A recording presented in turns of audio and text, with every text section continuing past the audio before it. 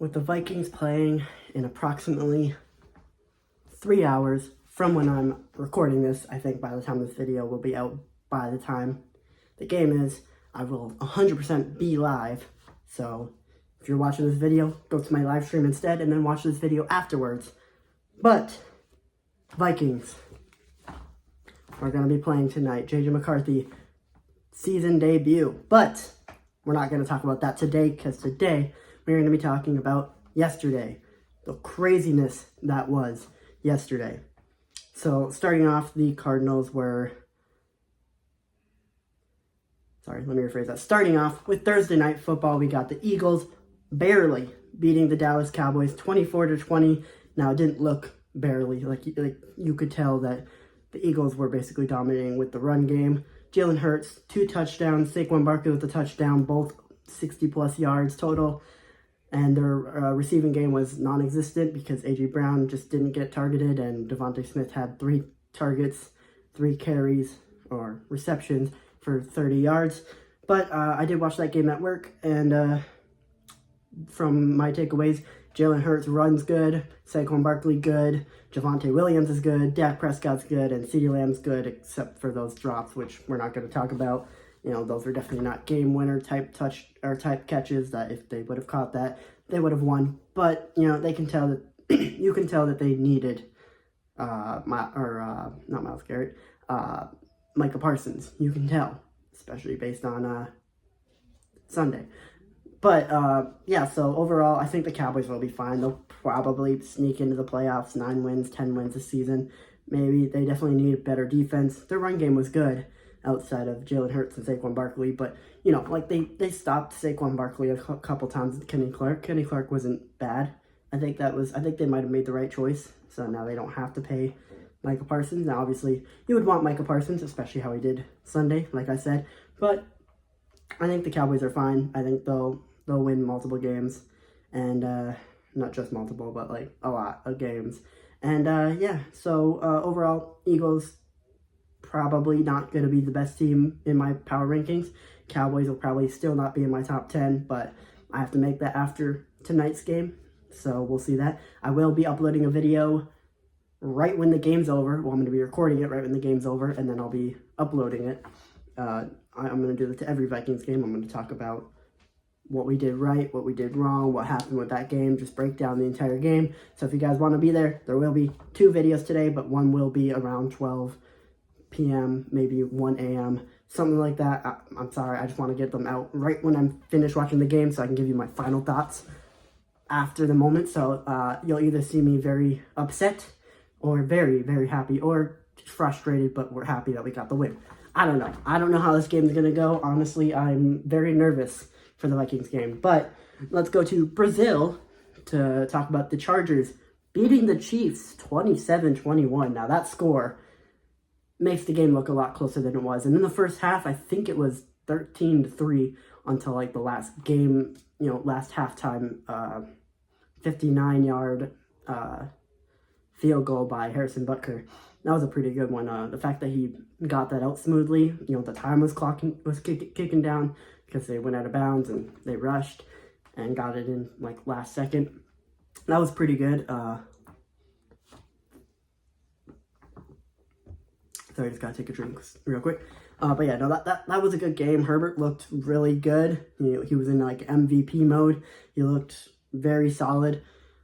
Again, the score looks closer than it really was. Realistically, the Chargers beat down the Chiefs until like the last second when Herbert was it was like 3rd and 13, I believe, and he scrambled for like 17 yards. That was clutch. Good on the offensive line. They didn't really need Rashawn Slater that game. Like, obviously he was pressured a lot, but like outside of that, it wasn't really that bad. Like, Chiefs, either their pass rush was not good or their pass rush was good, and the Chargers O-line without Rashawn Slater was good. Whoever took over, I can't remember his name, Harbaugh was talking about him, but he's the guy that took over for Joe Alt. Well, Joe Alt's on the left side, but whoever that is, he's good. Also, Kelsey got slapped. For some reason, they eject him, but anyway, Mahomes did look like he did look like Mahomes those crazy throws where he's falling down and he threw the ball and got a first down from that, even though it would have been a sack. And then obviously prayers for Xavier Worthy. Hopefully he's okay. Let's hope that they get him back by this week or next week. This week as in time for week 2. I guess this week's not over yet, so next week or the week after that. But yeah, no, overall, this game was fun. I was watching at work as well, because I work Thursdays and Fridays. And it was it was definitely a fun game. And now let's talk about the Cardinals on Sunday Night Football. Score-wise, I didn't watch this game, but score-wise, barely beating the Saints. Now, I did look at the scoreboard. It seems like Kyler Murray was solid, had like almost 200 yards, 2 touchdowns, no picks, good accuracy. So that looked good. Apparently, Marvin Harrison Jr. looked great. James Conner, I guess, didn't have the greatest game running, at least. Trey Benson did. He led in running, 69 yards. Nice. Sorry. Ugh. Anyway, but yeah, no, the Cardinals, I think they'll do a lot better. But they did let the Saints get 6 sacks. Oof. Not very good. But, from what I saw, Will Johnson looked really good. And now we go to the Big A to talk about the Buccaneers beating the Falcons 23-20. Now, I did see the Emeka Egbuka touchdowns, and both of them looked great, and I have him in fantasy. If I can speak, I have him in fantasy, so we're good there. Sorry, I gotta clear my throat because for some reason something's wrong with my throat. But yeah, no, Baker Mayfield looked great. He's not slowing down from last year at all. I mean, I think he's 29 or 30, so that's good on him. Maybe he could have an MVP year, you would think, until Sunday night happened, but yeah, maybe, they look good. Bucky Irving wasn't great or whatever. He wasn't productive, but he did get a receiving touchdown. So, and if that didn't happen, the Falcons would be winning. Younghoe Koo, though, that was a very bad field goal attempt that failed, and you lost because of it. And this is not the first time he's done this. He's done this last year, too. Koo's going to have to get eaten out or something by pause. Not in an inappropriate way. That's not what I meant it by. Now let's go to the Broncos beating the Titans. Now, from what I saw, I was watching the Seahawks game. That game was really good, really fun to watch. Obviously, I had to watch my boy Sam Darnold, former Viking, who, by the way, we'll get to there, but I was watching that, and then after the game happened, obviously I was a little bummed out with the outcome, but after that game happened, I went to the Rams-Texans to watch the rest of that game, and then after that game finished, I watched the rest of the Broncos-Titans, which, from what I saw, Bo Nix didn't look great. So, I thought he was going to have an MVP-type season, but after that, I mean, it's just one game again. So, we can't base everything off one game. Eagles looked really bad for the first 4 games or so, and then they became the best team in almost NFL history because they won 14-3 games, or 14 games, and then the Super Bowl. But, obviously, just because the team starts bad doesn't mean anything, of course. Now, Broncos, their defense destroyed Cam Ward. Like 6 sacks. And apparently coaching was very questionable as well. And Calvin Ridley, what's going on with him? Now, Tony Pollard, he was good. That's probably all that mattered. But you would think Calvin Ridley would be good after his last year where he had 1,000 yards. He kept dropping passes. But yeah, no, Tony Pollard, good. Roger McCreary, good. That's probably it. I mean, their pass rush was fine. They got 2 sacks, I believe. But, obviously, if Bo Nix is throwing 2 interceptions, you would hope that you would be able to do something out of that. But I guess not. Rams, barely. See, these scores are always weird. But Rams win 14, and Texans had 9. So, from what I saw, both teams had 3 sacks. There was a game-winning fumble at the end. Receivers for the Texans did nothing. from the stats at least. So that was a bummer because I have Nico Collins in my fantasy and he did nothing. I also have Jaden Higgins, but he's in my bench, so I'm fine with that. But yeah, no, Nick Chubb looked good, so we got that. I was hoping he would, and good thing he was. I don't know, this game was weird. I mean, Will Anderson got a sack, Henry To'oTo'o got a sack. I'm sorry if I said that name wrong. I don't know how to pronounce names, okay? But yeah, then Stafford and Puka looked really good together. Kyron Williams was productive. Devontae Adams was productive. And again, 3 sacks. Colby Turner.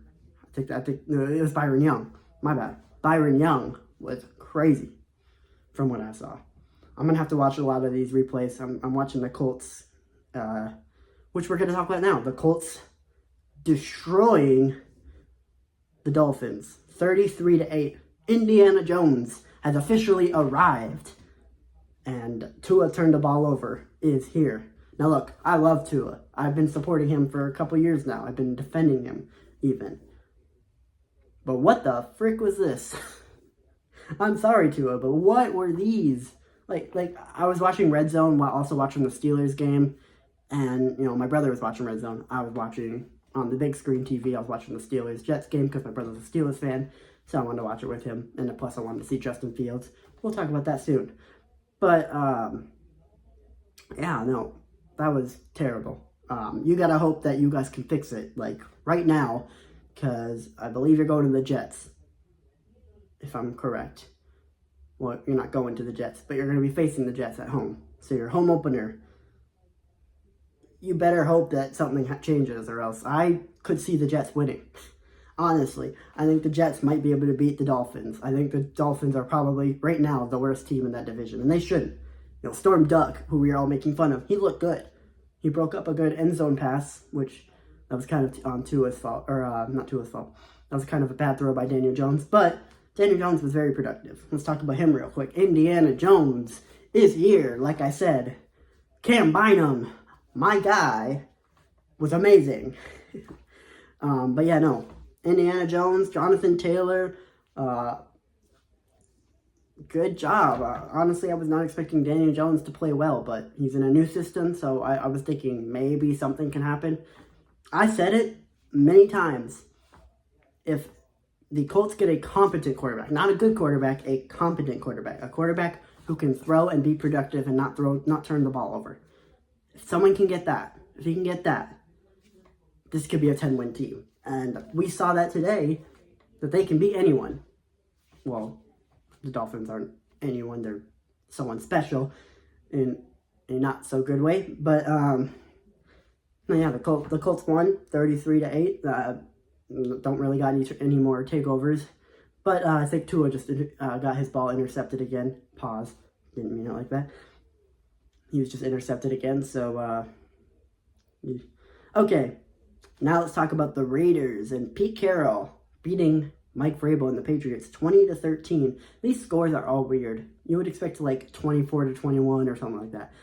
But no, the Raiders win 20-13. Drake May looked good outside of that one interception, which I don't think that was that bad. I don't think it was his fault. Trevion Henderson, he was the best runner, but he was not good.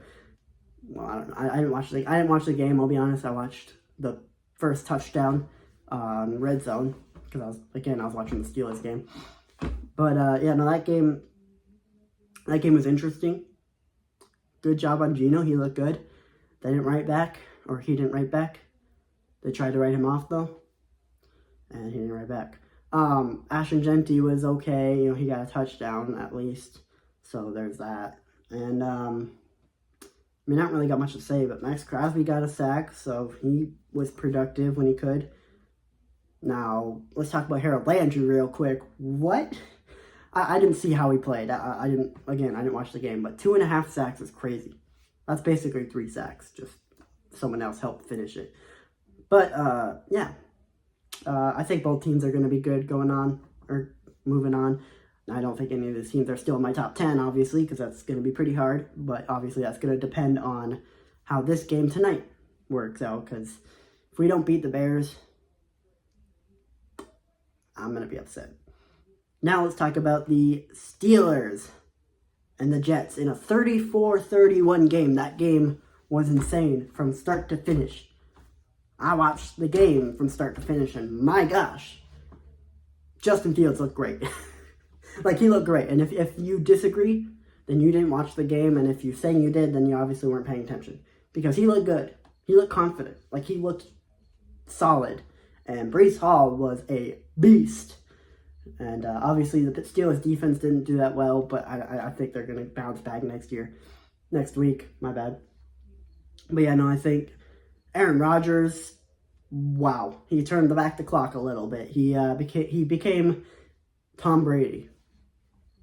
Just not as good. But, he's a 41-year-old quarterback playing like Tom Brady did when he was 41, which is crazy. Those throws were insane. Calvin Austin looked like a legit wide receiver too. DK Metcalf was insane. Jalen Warren was solid and productive.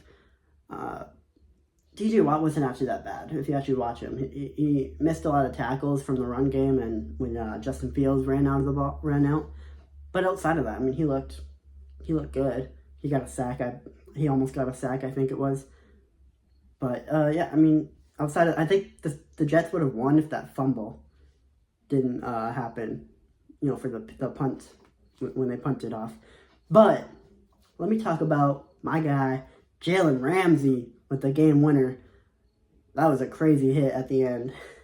That would have been a first down, and they would have kept going and have a chance to actually win the game if Jalen Ramsey didn't blast into someone. I think that was Garrett Wilson, too. They were talking crap all game. Good to see him competitive, though. But yeah, no, I think both teams are definitely going up in my power rankings. They both outperformed my expectations on that game. Now, Commanders did pretty much what I expected against the Giants. Not a very high-scoring game for the Commanders. People would think 34, but I knew the Giants' defense were going to be good. But their offense was terrible from what I saw. Again, I didn't watch this game, but 21-9, Russell Wilson allegedly looked bad. Like bad. Not Steelers bad, but like Broncos bad. 21-9. Deebo Samuel looked great. He also ran in for 19 yards, a 19-yard touchdown, which was nice. Jane Daniels looked good. That rookie, Jacoby Merritt, I think that's his name, Jacory Brisket Merritt, I believe. Anyway, I forget his name, but he looked good from what I saw, which was the stats. That's all I saw. I'm going to have to rewatch these games again, like I said, but good on them. I still don't think the Commanders are going to be great. I don't think they're going to win 12 games again and go to the NFC Championship. But, hey, maybe they'll prove me wrong. Now, Jaguars dominate from start to finish, 26-10. Now, the game was suspended due to storms, kind of like how Thursday Night Football worked. But, Trevor Lawrence looked good. Travis Hunter looked good. Brian Thomas Jr. didn't really do anything, stat-wise at least. I think he ran in for a touchdown. Travis Etienne knows that his job's on the line, so he just decided to dominate this game. Maybe that motivated him to dominate the entire season, knowing that this is his last year probably on the team, which I think they're going to re-sign him if he plays good the rest of the season. But 146 yards is crazy. Not going to lie. Now, their defense played well. Bryce Young looked buns. He looked like he did last year from the first 2 weeks, except maybe even worse from what I saw. Teteroa McMillan. I'm so happy that I swapped Teteroa McMillan with Emeka Egbuka. Greatest choice of my life outside of accepting Jesus Christ as my Lord and Savior. Just so you know, that was the best choice. But the second best choice was changing Emeka Egbuka out for Teteroa McMillan. Again, Teteroa McMillan, he wasn't bad. He had 68 yards, I believe. Wasn't bad. But everyone else was bad. Chuba Hubbard was good, obviously. I expected that. He's a great player. Panthers defense couldn't do anything. I'm surprised they only held them to 26 points. But next, we got a very boring-looking game, but Bengals win 17-16 against the Browns. And I have Burrow and Jamar Chase in my fantasy, so I'm pissed. I'm pissed. And I do have 2 fantasy leagues. So when I talk about fantasy, I'm talking about 2. But my main league, I had Burrow and Chase. I also had Garrett Wilson, though, so I'm good on that. I'm probably going to lose, though, because I'm only losing by 20 points. I have no more players. And the other guy has DJ Moore and Justin Jefferson still to play. So I'm probably screwed, because my quarterback did nothing. Freaking bust. But, he didn't have any interceptions. So in terms of the game, though, he was productive. Didn't have like 200, 300 yards like he usually does. That's why I drafted him over Lamar Jackson and Josh Allen. I regret that now, but I used my first overall pick because I had the first overall pick in the draft. I used that to draft Jamar Chase. But yeah, Joe Flacco looked good. Jerry Jeudy was fine. Nothing really to say outside of Myles Garrett looking like a beast, of course. Age is not going to work on him. Next, we got the 49ers Seahawks, the game I did watch. 49ers won 17-13, and that was a very unfortunate ending. I thought we were going to see a game-winning drive from Sam Darnold, who he was not bad. The stat-wise, it says he only has 150 yards, 0 touchdowns, and all that. And obviously, all those yards pretty much went to JSN. But, Kenneth Walker was not that good. Zach Charbonnet looked good, though, from what I saw. And their O-line sold at the end. Purdy did throw 2 interceptions, but that was mainly good defense over bad Purdy. Purdy looked really good that game. Christian McCaffrey looked very good. He started slow. And in the run game, he wasn't that good. He ran a lot, but he didn't have many yards. He had like 60 or 70 yards. I can't remember exactly.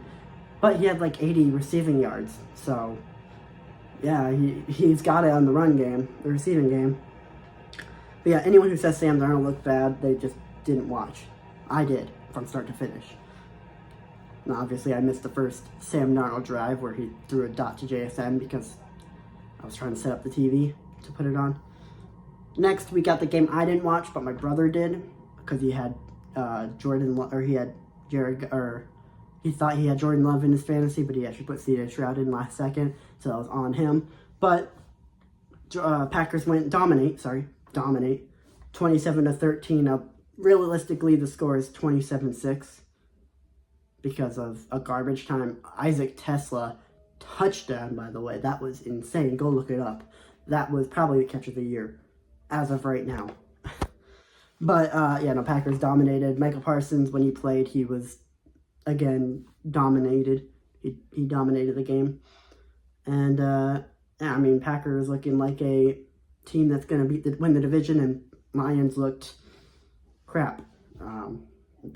I told you guys.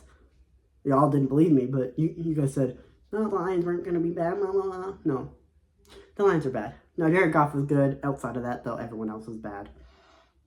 And finally, the game of the year. Probably the best game I've ever watched. But the Bills come back last second, went 41-40 against the Ravens. Now, the score was 40-25 towards the end of the fourth quarter, pretty much. That's how clutch Josh Allen is. He scored 25 points total in not him, but the Bills scored 25 points in the fourth quarter. So, with a not Tyler Bass game-winning field goal. I forget who that guy is. I'm blanking on his name right now. But the Bills win 41-40. Now, Derrick Henry looked amazing outside of that fumble.